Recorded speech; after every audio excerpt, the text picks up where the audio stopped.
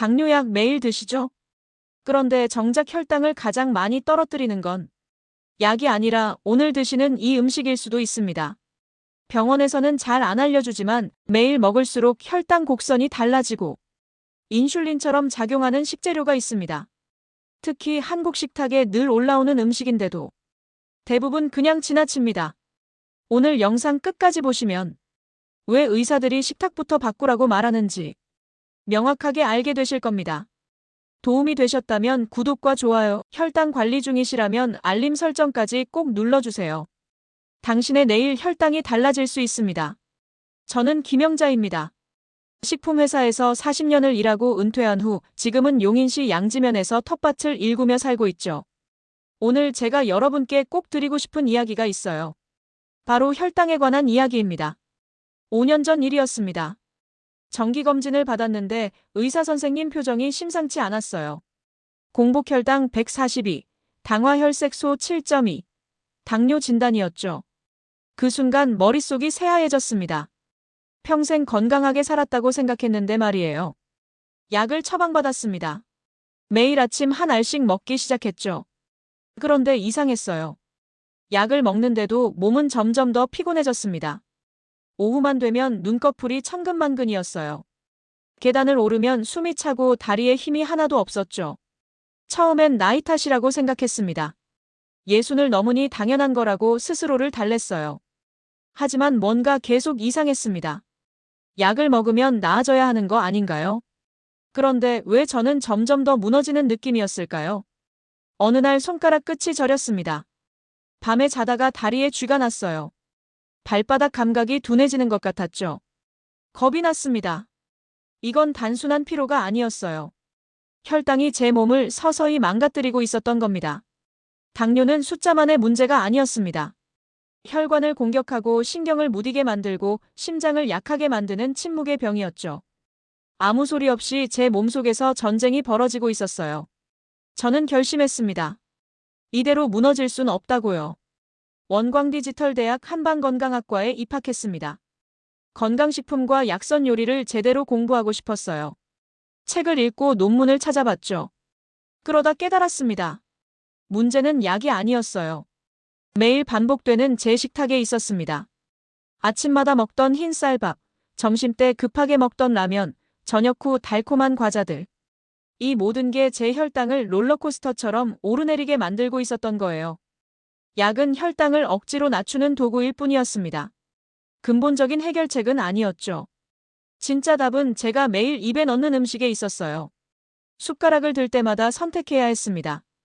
혈당을 올릴 것인가, 안정시킬 것인가. 그날 밤 저는 제 식탁을 다시 봤습니다. 냉장고를 열어봤어요. 그리고 생각했죠. 지금부터 하나씩 바꿔보자고요. 약에 의지하기 전에 먼저 바꿀 수 있는 것들부터 시작하자고 말입니다. 혈당이 무너지는 순간 모든 것이 시작됐습니다. 하지만 저는 포기하지 않았어요. 오히려 이 순간이 제 인생을 바꾸는 전환점이 될 거라고 믿었습니다. 그리고 그 믿음은 틀리지 않았죠.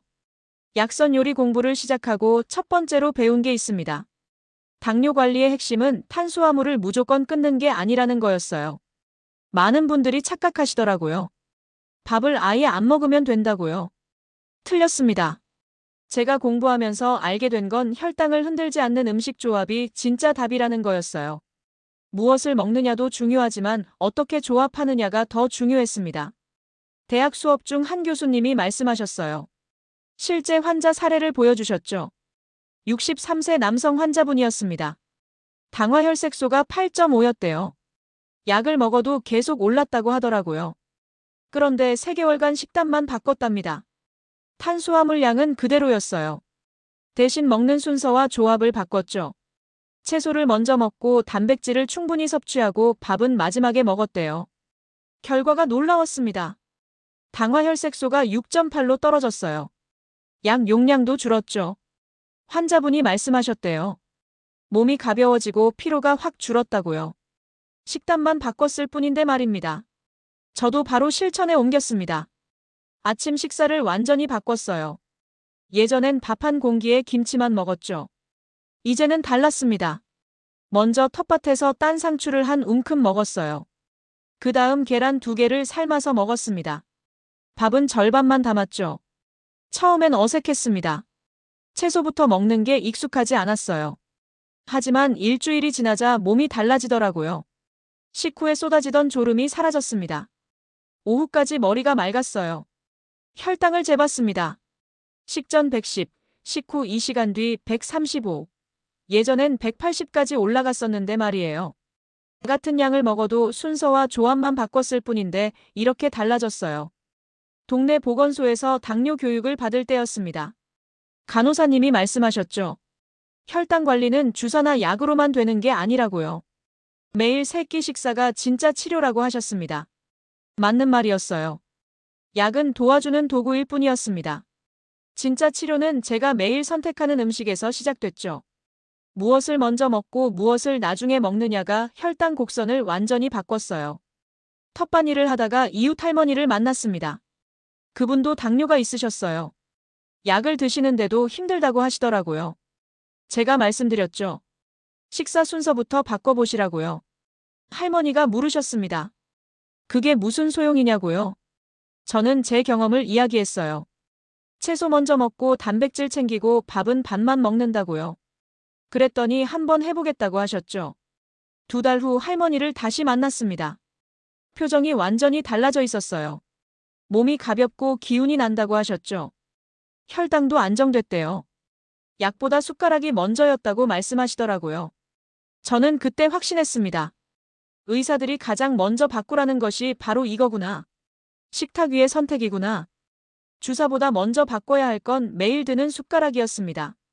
그리고 그 선택은 제 손 안에 있었어요. 닭가슴살을 처음 제대로 알게 된 건 대학 수업 중이었습니다. 식품 영양학 시간에 교수님이 말씀하셨어요. 당뇨 환자에게 가장 좋은 단백질원이 뭐냐고요. 저는 고기는 다 나쁜 줄 알았죠. 틀렸습니다. 교수님이 설명하셨어요. 닭가슴살은 혈당에 거의 영향을 주지 않는다고요.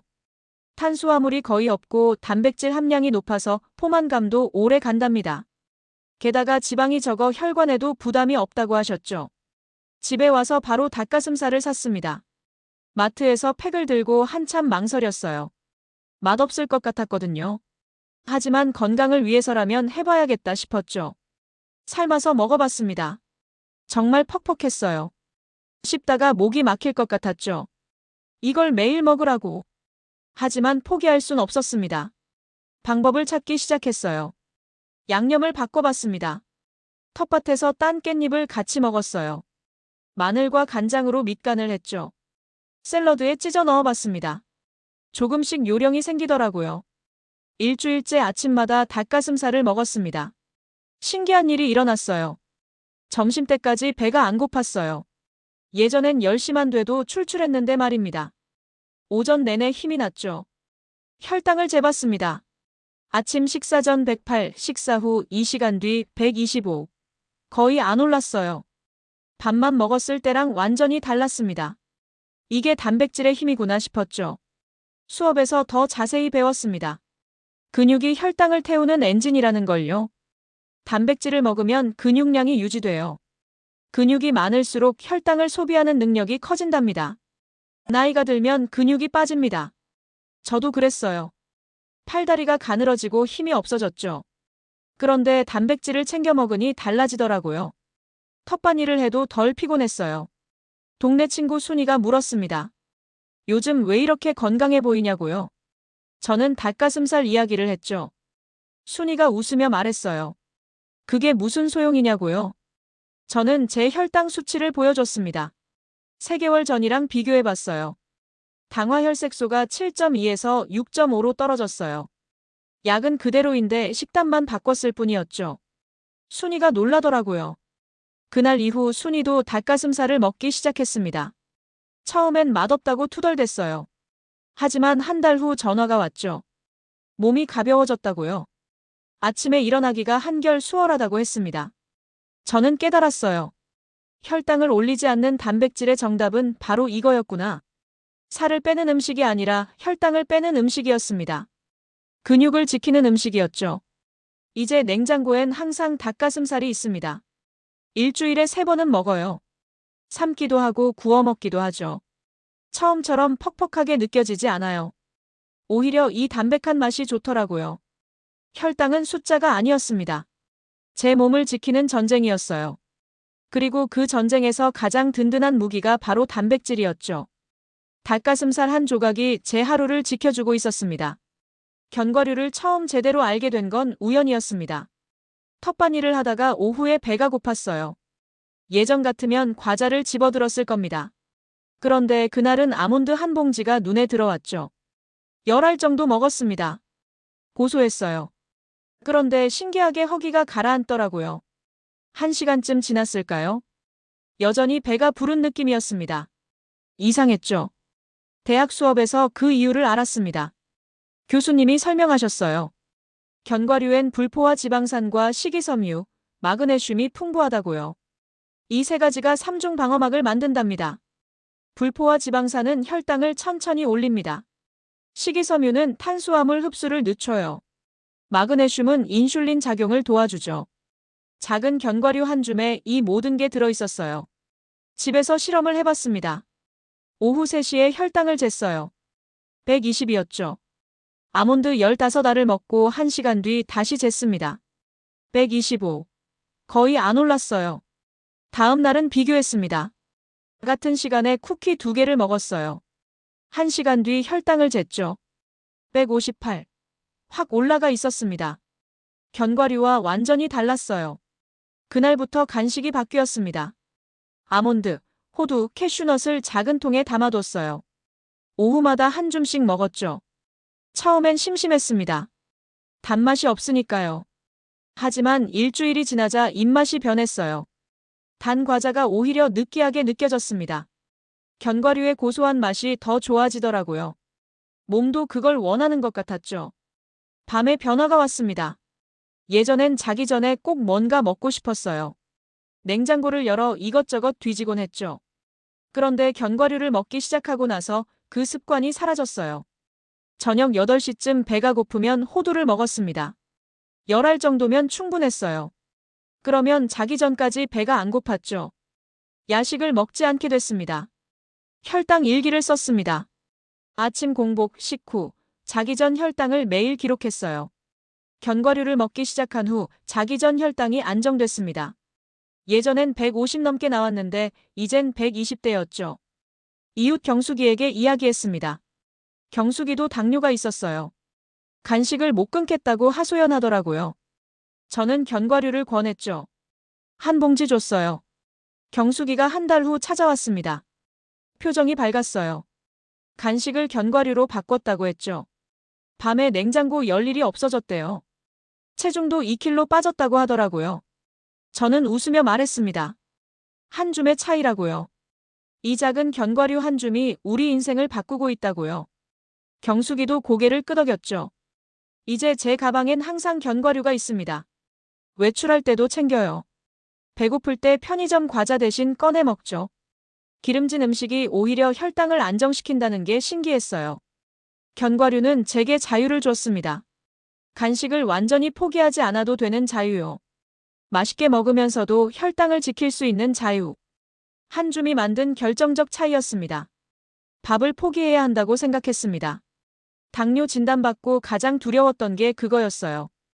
평생 먹어온 밥을 이제 못 먹는다는 게 슬펐죠. 한국 사람한테 밥이 뭡니까? 밥심으로 사는데 말이에요. 그런데 한방건강학과 수업에서 희망을 봤습니다. 교수님이 말씀하셨어요. 밥을 끊을 필요 없다고요. 대신 밥의 종류를 바꾸면 된답니다. 백미 대신 통곡물을 먹으라고 하셨죠. 귀리를 처음 먹어봤습니다. 마트에서 귀리를 사왔어요. 쌀과 섞어서 밥을 지었죠. 식감이 낯설었습니다. 쫀득쫀득한 게 처음엔 이상했어요. 하지만 씹을수록 고소했죠. 혈당을 재봤습니다. 백미만 먹었을 때랑 비교했어요. 백미 한 공기 먹고 2시간 뒤엔 175까지 올랐어요. 귀리 섞은 밥은 140이었습니다. 확연한 차이였죠. 수업에서 배운 내용이 떠올랐습니다. 귀리엔 베타글루칸이라는 성분이 있대요. 이게 혈당 상승 곡선을 완만하게 만든답니다. 급격히 오르지 않고 천천히 오르죠. 현미도 먹어봤습니다. 처음엔 거칠었어요. 씹기도 힘들더라고요. 하지만 익숙해지니 괜찮았습니다. 오히려 백미보다 포만감이 오래 갔어요. 점심까지 배가 안 고팠죠. 보리도 넣어봤습니다. 쌀에 귀리 조금, 현미 조금, 보리 조금씩 섞었어요. 잡곡밥이 됐죠. 색깔도 예쁘고 식감도 다채로웠습니다. 씹는 재미가 있었어요. 일주일간 통곡물밥을 먹었습니다. 몸이 달라지더라고요. 식후 졸음이 확 줄었어요. 예전엔 밥 먹고 나면 눈꺼풀이 무거웠는데 이젠 아니었죠. 머리도 맑았습니다. 혈당 그래프를 그려봤습니다. 백미를 먹을 때는 뾰족한 산 모양이었어요. 급격히 올랐다 떨어졌죠. 통곡물은 완만한 언덕 모양이었습니다. 천천히 올랐다 천천히 내려왔어요. 친구 정희가 물었습니다. 밥을 포기 안 해도 되냐고요. 저는 자신있게 말했죠. 백미만 바꾸면 된다고요. 정희가 고개를 저었어요. 통곡물은 맛없을 거라고 하더라고요. 저는 정희를 집으로 초대했습니다. 점심으로 잡곡밥을 지었어요. 텃밭 채소로 반찬을 만들었죠. 정희가 한 숟가락 뜨더니 표정이 바뀌었습니다. 생각보다 맛있다고 했어요. 밥을 다 먹고 2시간 뒤였습니다. 정희와 산책을 했어요. 정희가 말했죠. 이상하게 속이 편하다고요. 졸리지도 않고 배도 든든하다고 했습니다. 저는 웃으며 말했어요. 그게 통곡물의 힘이라고요. 이제 제 밥상엔 백미가 없습니다. 항상 잡곡밥이에요. 귀리, 현미, 보리, 흑미까지 다양하게 섞죠. 매일 먹어도 질리지 않아요. 오히려 백미가 심심하게 느껴질 정도예요. 밥을 버리지 않아도 됐습니다. 혈당은 지킬 수 있었죠. 이게 얼마나 큰 위안인지 몰라요. 한국 사람으로서 밥을 먹으며 살 수 있다는 게 감사했습니다. 통곡물은 제게 희망을 줬습니다. 완전히 포기하지 않아도 되는 희망이요. 조금만 바꾸면 된다는 희망. 밥을 끊지 않아도 되는 이유를 저는 매일 식탁에서 확인하고 있습니다. 마늘을 새롭게 보게 된 건 약선 요리 수업 때였습니다. 교수님이 마늘 한쪽을 들고 말씀하셨어요. 이게 천연 인슐린이라고요. 저는 깜짝 놀랐습니다. 매일 먹던 그 마늘이요. 알리신이라는 성분이 핵심이랍니다. 마늘을 다지거나 씹으면 알리신이 나와요. 이게 인슐린 작용을 도와준대요. 혈당을 낮추는데 효과가 있다고 하셨죠. 집에 와서 마늘을 다시 봤습니다. 텃밭에서 키운 마늘이 수북했어요. 매년 심어서 수확하는데 이렇게 대단한 거였구나 싶었죠. 그동안 그냥 양념으로만 생각했는데 말이에요. 아침부터 마늘을 챙겨 먹기 시작했습니다. 날마늘은 매워서 못 먹겠더라고요. 대신 조리할 때 넣었어요. 계란 볶을 때 다진 마늘 한 스푼, 국 끓일 때도 넉넉히 넣었죠. 신기한 게 있었습니다. 마늘을 꾸준히 먹으니 속이 편해졌어요. 소화도 잘 됐죠. 그리고 혈당이 더 안정됐습니다. 식후 혈당이 예전보다 10에서 15 정도 낮아졌어요. 수업에서 더 배웠습니다. 마늘은 혈관도 깨끗하게 만든답니다. 콜레스테롤을 낮추고 혈액순환을 도와요. 염증도 줄여준대요. 당뇨 합병증 예방에 좋다고 하셨죠. 한국 음식엔 마늘이 거의 다 들어갑니다. 김치도 마늘 넣고 찌개도 마늘 넣죠. 볶음 요리엔 필수고요. 우리 조상들은 이미 알고 계셨던 거예요. 마늘의 힘을요. 텃밭 이웃 할아버지가 물으셨습니다. 왜 마늘을 그렇게 많이 쓰냐고요. 저는 설명해드렸죠. 마늘이 혈당에 좋다고요. 할아버지도 당뇨가 있으셨어요. 관심을 보이시더라고요. 할아버지께 마늘 한 망을 드렸습니다. 매 끼니 요리에 넣어 드시라고 했어요. 한 달 후 할아버지를 만났죠. 혈당이 좀 떨어졌다고 하시더라고요. 약은 그대로인데 말이에요. 저녁 반찬을 만들 때였습니다. 시금치 무침에 마늘을 듬뿍 넣었어요. 된장찌개에도 통마늘을 몇 쪽 넣었죠. 밥상을 차리고 보니 마늘이 안 들어간 반찬이 없었습니다. 그 순간 깨달았어요. 한국 밥상 자체가 이미 치료식이었구나. 우리 조상들은 특별한 약을 먹지 않았어요. 대신 매일 먹는 음식에 약이 되는 재료를 넣었죠. 마늘이 그중 하나였습니다. 외국 친구 엘렌이 집에 놀러 왔습니다. 점심을 대접했어요. 된장찌개와 김치, 나물 반찬을 차렸죠. 엘렌이 물었어요. 마늘 냄새가 난다고요. 저는 웃으며 말했습니다. 한국 음식엔 다 마늘이 들어간다고요. 엘렌이 놀라더라고요. 이렇게 건강한 재료를 매일 먹다니 한국 사람들이 부럽다고 했습니다. 그날 저녁 엘렌과 이야기를 나눴습니다. 엘렌도 당뇨 전 단계래요. 의사가 약을 먹으라고 했대요. 저는 마늘 이야기를 해줬죠. 엘렌이 메모를 했습니다. 내일부터 마늘을 사겠다고 했어요. 지금도 텃밭에선 마늘이 자랍니다. 가을에 심어서 이듬해 여름에 캐죠. 그 마늘로 1년을 먹어요. 매 끼니 조금씩 들어가는 마늘이 제 혈당을 지켜주고 있습니다. 한국 식탁에 숨은 천연 인슐린. 그게 바로 마늘이었어요. 특별한 약이 아니었습니다. 매일 먹는 밥상에 늘 있던 것. 우리 조상들의 지혜가 담긴 작은 한 쪽이었죠. 당뇨 진단받고 과일을 끊었습니다. 의사 선생님이 말씀하셨거든요. 과일은 당분이 많으니 조심하라고요. 저는 그게 과일을 먹지 말라는 뜻인 줄 알았어요. 그래서 완전히 끊었죠. 여름이었습니다. 텃밭에 토마토가 주렁주렁 열렸어요. 예전엔 따서 바로 먹었는데 이젠 못 먹었죠. 그냥 보기만 했습니다. 참 슬펐어요. 과일 하나 못 먹는 제 처지가요. 대학 수업에서 충격적인 이야기를 들었습니다. 교수님이 블루베리를 보여주시며 말씀하셨어요. 이 과일은 당뇨에 좋다고요. 저는 귀를 의심했습니다. 과일이 당뇨에 좋다고요. 혈당 지수라는 게 있답니다. 음식이 혈당을 얼마나 빨리 올리느냐를 나타내는 수치예요. 블루베리는 혈당 지수가 낮대요. 먹어도 혈당이 급격히 안 오른다는 거죠. 안토시아닌이 핵심이랍니다. 블루베리의 보라색을 만드는 성분이에요. 이게 인슐린 감수성을 개선한답니다. 몸이 인슐린을 더 잘 쓰게 만들어준대요. 집에 와서 블루베리를 샀습니다. 조심스럽게 몇 알 먹어봤어요. 달콤했죠. 죄책감이 들었습니다. 이거 먹어도 되나 싶었어요. 하지만 교수님 말씀을 믿기로 했죠. 혈당을 쟀습니다. 블루베리 한 줌 먹기 전 115였어요. 1시간 후 다시 쟀죠. 128. 생각보다 안 올랐습니다. 과자 먹었을 때랑 완전히 달랐어요. 용기가 생겼습니다. 딸기도 먹어봤어요. 사과는 반쪽만 먹었죠. 그때마다 혈당을 쟀습니다. 급격히 오르지 않더라고요. 양만 조절하면 괜찮았어요. 과일을 다시 먹기 시작했습니다. 아침에 블루베리 한 줌, 오후 간식으로 딸기 몇 개. 이게 얼마나 행복한지 몰라요. 단맛을 포기하지 않아도 됐으니까요. 텃밭 토마토도 먹었습니다. 방울토마토를 따서 씻어 먹었어요. 상큼했죠. 혈당을 쟀더니 괜찮았습니다. 토마토도 혈당 지수가 낮대요. 마음 놓고 먹을 수 있었죠. 이웃 미숙이가 물었습니다. 과일 먹어도 되냐고요. 미숙이도 당뇨가 있었어요. 과일을 완전히 끊고 있대요. 저는 제 경험을 이야기했죠. 종류만 잘 선택하면 된다고요. 미숙이에게 블루베리를 줬습니다. 한번 먹어보라고 했어요. 그리고 혈당을 재보라고 했죠. 다음 날 미숙이가 전화했습니다. 혈당이 거의 안 올랐대요. 믿기지 않는다고 했어요. 저는 말했습니다. 과일은 적이 아니라고요. 오히려 친구가 될 수 있다고요. 당분이 있어도 식이섬유와 영양소가 함께 있으면 괜찮다고 했죠. 여름마다 텃밭에서 블루베리를 키웁니다.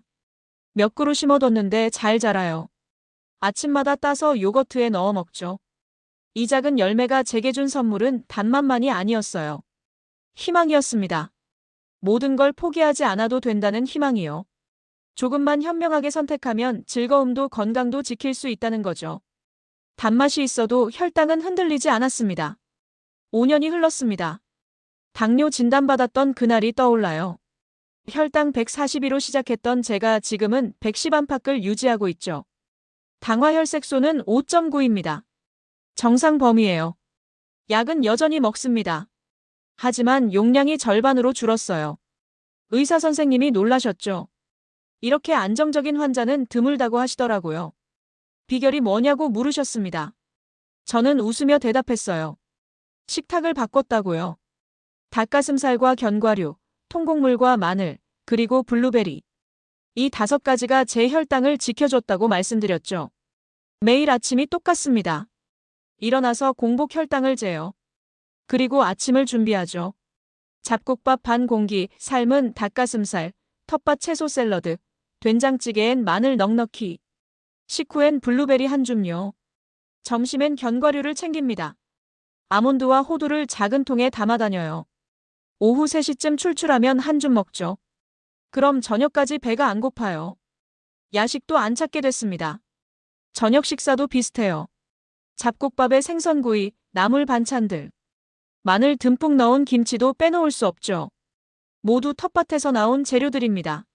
싱싱하고 건강해요. 일주일에 3번은 텃밭에 갑니다. 마늘도 심고 블루베리도 갖고요. 상추며 깻잎도 키우죠. 땅을 만지다 보면 마음도 편안해집니다. 운동도 되고 신선한 채소도 얻고요. 혈당 일기를 계속 씁니다. 5년째예요. 노트가 벌써 5권 넘었죠. 그래프를 그려보면 확실히 보여요. 처음엔 뾰족뾰족했던 선이 이젠 완만해졌습니다. 친구들이 물어요. 어떻게 그렇게 건강해졌냐고요. 저는 말하죠. 특별한 비법은 없다고요. 매일 같은 걸 먹고 꾸준히 실천했을 뿐이라고요. 동네 보건소에서 강의를 부탁받았습니다. 당뇨 환자들 대상으로 식이요법 이야기를 해달라고요. 처음엔 망설였어요. 제가 뭘 안다고 강의를요. 하지만 제 경험이 도움될 거란 생각에 수락했죠. 20명쯤 모였습니다. 다들 제 또래였어요. 힘들어하는 표정들이었죠. 저는 제 이야기를 했습니다. 5년 전 140이었던 혈당이 어떻게 110이 됐는지요. 닭가슴살 이야기를 했어요. 견과류와 통곡물 이야기도 했죠. 마늘과 블루베리도 빼놓지 않았습니다. 천연 인슐린은 특별한 약이 아니라 매일 식탁에 있다고 말했어요. 한 분이 손을 들었습니다. 그게 정말 효과가 있냐고요. 저는 혈당 수첩을 보여드렸죠.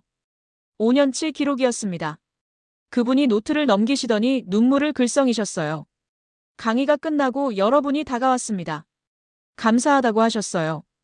희망이 생긴다고요. 포기하지 않고 한번 해보겠다고 하시더라고요. 제 마음도 뜨거워졌습니다. 지금 이 순간도 누군가는 혈당 때문에 힘들어하고 있을 거예요. 약에만 의존하며 좌절하고 있겠죠. 저도 그랬으니까요. 하지만 말해주고 싶어요. 답은 생각보다 가까이 있다고요.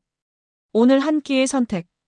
무엇을 먹고 어떻게 조합할지 결정하는 그 순간이 내일 혈당 그래프를 바꿉니다.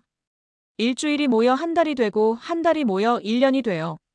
저는 증명했습니다. 식탁을 바꾸면 인생이 바뀐다는 걸요.